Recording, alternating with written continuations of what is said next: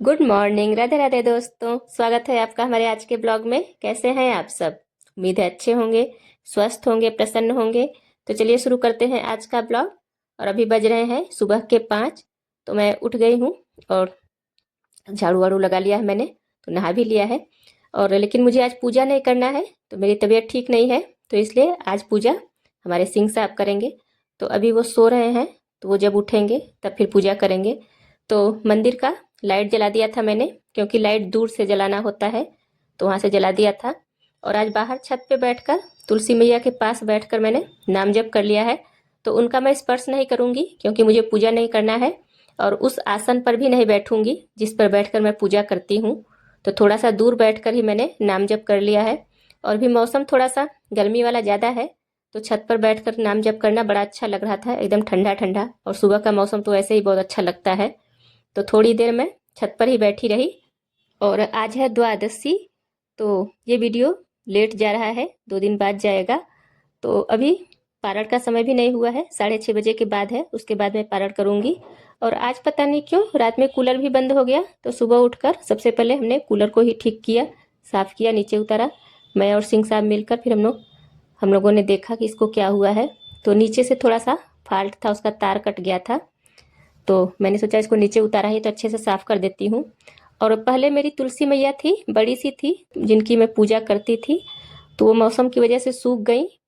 तो अभी ये छोटा सा पौधा मुझे मिल गया था, तो इनको भी मैं एक साइड कहीं रखूंगी छत पे, क्योंकि धूप बहुत तेज है। तो इसलिए सारे पौधे सूख जा रहे हैं। सारे पौधे तो नहीं सूख रहे, लेकिन पता नहीं क्यों तुलसी मैया ही सूख गई है। तो सुबह सुबह ये काम भी हो गया, कूलर साफ भी हो गया और ये ठीक भी हो गया। तो वैसे गृहिणी का जीवन देखने में बड़ा आसान लगता है, पर उतना आसान होता नहीं है, क्योंकि सुबह से शाम तक पूरा दिन गृहिणी का काम चलता ही रहता है। और ऐसा भी नहीं है कि आज कुछ काम हो गया तो फिर कल के लिए कुछ नहीं है। कुछ न कुछ नए भी काम निकलते रहते हैं, और जो प्रतिदिन के काम रहते हैं वो तो रहते ही रहते हैं। तो आज हम लोग इसी टॉपिक पे बात करेंगे कि गृहिणी के जीवन को आसान कैसे बनाएं। और गृहिणी का जीवन तभी आसान हो सकता है जब उसके काम आसान हो जाएं। तो काम आसान हो जाए उसके लिए कुछ छोटे छोटे टिप्स अपनाने पड़ते हैं, जिससे हमारे दिन भर के काम आसानी से कम समय में हो जाते हैं। और जब काम कम समय में हो जाते हैं तो गृहिणी को फ्री टाइम मिलता है। और जब फ्री टाइम मिलता है तो उसका वो अपने लिए उपयोग करेगी। तो इसके लिए जरूरी है कि सुबह जल्दी उठिए। तो जो लोग सुबह जल्दी उठती हैं उनके लिए कोई दिक्कत नहीं होती है।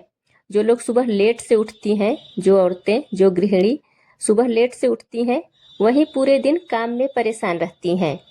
तो सबसे पहले अपना नियम बनाइए कि सुबह मैं जल्दी उठूंगी। आप जब भी उठती हैं 1 घंटे पहले उठ जाइए, फिर सुबह के सारे काम आपके हो जाएंगे। अगर 1 घंटे पहले उठ गई तो आपका साफ सफाई का, झाड़ू पोछा का काम तो 1 घंटे में निकल जाएगा।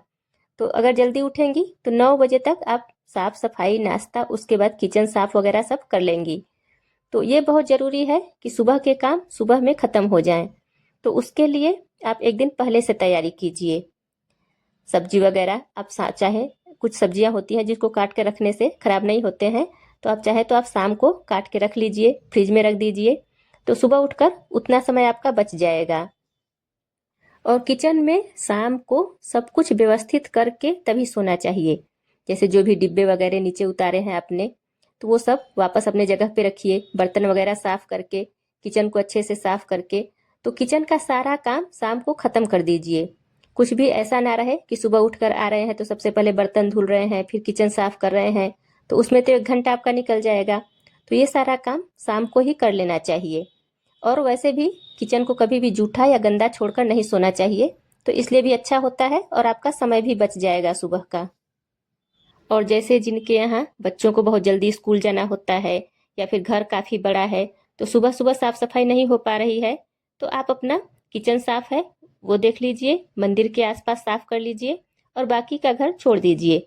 जब बच्चे स्कूल चले जाएं, आपका सुबह का सारा काम हो जाए, उसके बाद आप इत्मीनान से साफ सफाई करिए। जैसे देखिए, आज सुबह मेरी भी तबीयत ठीक नहीं थी। वैसे तो मैं सुबह ही कर लेती हूँ, तबीयत ठीक नहीं थी तो इसलिए मैंने पोछा नहीं लगाया था। तो अभी मैं अब जाके पोछा लगा रही हूँ। और कल भी मैंने पोछा नहीं लगाया था, क्योंकि कल एकादशी था, तो इसलिए आज लगाना जरूरी भी था। तो सुबह मैंने झाड़ू लगा लिया था और पोछा रह गया था, तो वो मैं अब कर रही हूँ।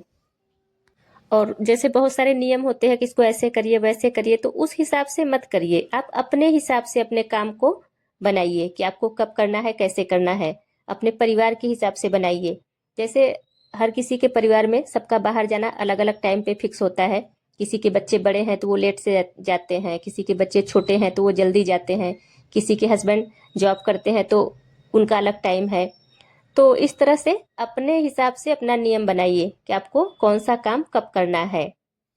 अब जैसे साफ सफाई करती हैं तो प्रतिदिन आप डीप क्लीनिंग मत कीजिए। बहुत ज्यादा साफ सफाई प्रतिदिन करेंगी तो आपको दिक्कत होगी, समय आपके पास नहीं बचेगा फिर।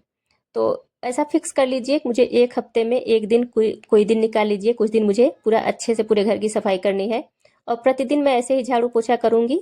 और एक दिन फिक्स कर लीजिए, उस दिन जो भी भारी सामान होते हैं, जो भी बड़े बड़े सामान है, तो उनको सब हटा के इधर उधर करके अच्छे से साफ करना है। और डेली के डेली करेंगी तो फिर परेशान हो जाएंगी। तो इस तरह अपने काम को अच्छे से मैनेज करना चाहिए। और जब आपका काम अच्छे से मैनेज हो जाएगा, आपके हिसाब से हो जाएगा, तो आप खुश रहेंगी।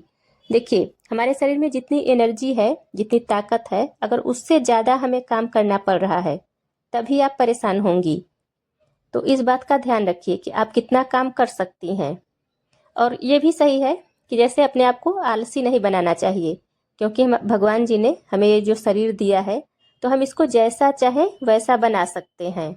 हम चाहे तो इसको एकदम आलसी बना दें कि बस किसी तरह से खाना खा लें, हमारे बेड पे हमारे पास कोई खाना पहुंचा दे उतना खा लें, पानी पी लें, बस उतने, उसके बाद हम कुछ नहीं कर पाते हैं, थोड़ा बहुत चल लेते हैं, बस उससे ज़्यादा हमसे कुछ नहीं होता है।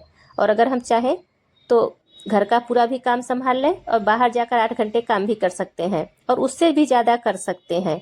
बस ये आदत बनानी पड़ती है, अपने शरीर के को उस तरह से बनाना पड़ता है। तो ऐसा नहीं है कि कोई इंसान बहुत ज़्यादा कर सकता है और कोई कुछ भी नहीं कर सकता है। भगवान ने सबको एक जैसा ही बनाया है। ये गलती हमारी है कि हम अपने शरीर को कैसा बना लेते हैं।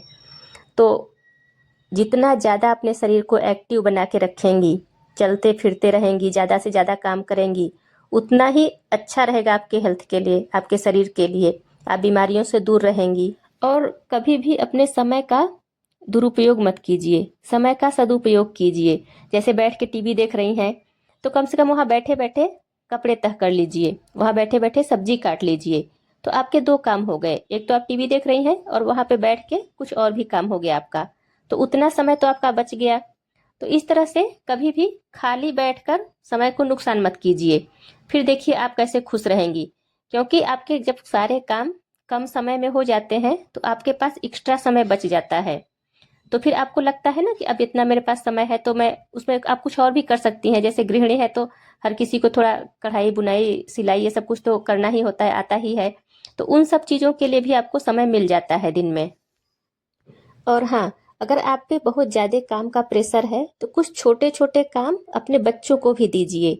जैसे घर में बच्चे हैं तो उनको भी सिखाइए। जैसे बड़े काम तो बच्चे नहीं कर सकते हैं, लेकिन छोटे छोटे काम कर सकते हैं। जैसे उनको बोलिए कि वो बोतल में पानी भर के फ्रिज में रख दें, या फिर बाहर से आ रहे हैं तो अपना शूज है, स्लीपर है, उसको सही ढंग से रखें, शूज स्टैंड में रखें।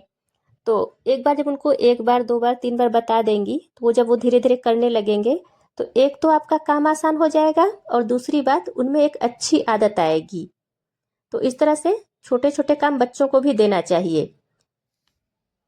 और इस तरह के अगर 2 4 छोटे छोटे काम अपने बच्चों को सौंप दिया तो उससे कोई दिक्कत भी नहीं होगी, बच्चे आसानी से उसको कर भी लेंगे और उनकी आदतें भी अच्छी बन रही हैं। ये छोटे छोटे काम वो सीख रहे हैं और आगे चल के उनके लिए बहुत अच्छा रहेगा। और ये आपके लिए भी अच्छा है, आपका भी थोड़ा सा समय बच गया। तो आज हमारे लड्डू की जिम्मेदारी हमारे सिंह साहब पर है। तो वैसे तो आज द्वादशी है, मैं उनको खिचड़ी खिलाती, लेकिन अब मुझे प्रसाद नहीं बनाना था तो आज वो मीठा ही खाएंगे, मिश्री खाएंगे, दूध पियेंगे। और सिंह साहब भी उनकी 3 4 दिन तक सेवा करेंगे। तो जब हमारे सिंह साहब पूजा करते हैं तो वो लड्डू को थोड़ा लेट से ही उठाते हैं, क्योंकि वो खुद ही लेट से उठते हैं। तो आज के ब्लॉग में बस इतना ही। अगर आपको वीडियो पसंद आए तो वीडियो को लाइक कीजिए और चैनल पे पहली बार आई हैं तो चैनल को सब्सक्राइब करना ना भूलें। मिलते हैं फिर अगले ब्लॉग में। राधे राधे।